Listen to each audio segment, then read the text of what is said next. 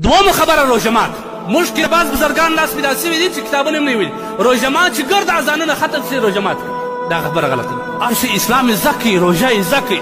حدیث کې راځي نبي علیه الصلاه والسلام فرمایي لا یزال الناس على خیر ما عجلوا الفطره هغه زما امت به هغه کسان همیشه پر خیر باندې چې په روژه مات تلواره کوي ژر روژه ماتوي ژر روژه ماتوي دا بعض کسان به بازار ته روان وي غوټه به شی وایي یا کوره ماتوم باید په ستا سره په جیب کې خرما رسوي چې الله اکبر نه رایاد شوه تا د خدای د نوم عزت دی خولې ته به چابک خرما وړې افضله دا چې په خرما باندې ماتوي که نه په اوبو باندې اول ماتوي په ډوډۍ باندې نه اول په اوبو باندې اول په خرما سنت ده دا ډېر غټ دغه هم د صحت لپاره فایدهمن هم ده او دوم په اوبو باندې که خرما نه بل حدیث کې راځي نبي علیه الصلاه والسلام فرمایي حضرت عایشه رضی الله عنها ته یو دوه صحابیان یو ابو تیان مې دی یو مسروق مې دی ویا ای عایشه زموږ په کلي کې دوه صحابه دي یو وختي روژه مات کوي یو وختي لمونځ کوي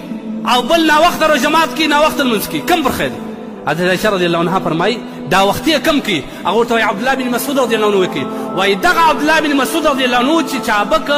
روژه مات کوي بیا لمونځ کوي دا پر خیر دی نبي علیه الصلاه والسلام عمل مبارک هم ده دا بعض کسان وایي چابک چابک لمونځ کوو روژه مات پر قرار باندې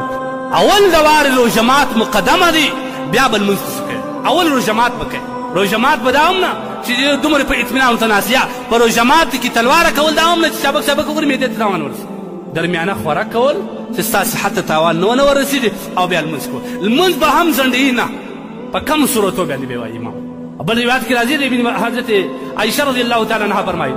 چې نبي علیه الصلاه والسلام یعجل الافطار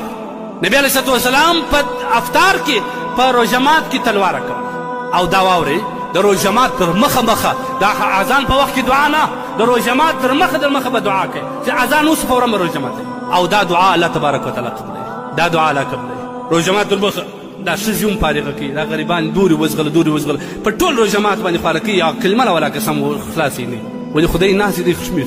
د روژه مات تر مخه به دعا حدیث کې راځي نبي علیه الصلاه والسلام وایي ان للصائم عند فطره دعوه د صائم روژاتي لپاره د روژه مات په وخت کې یو دعا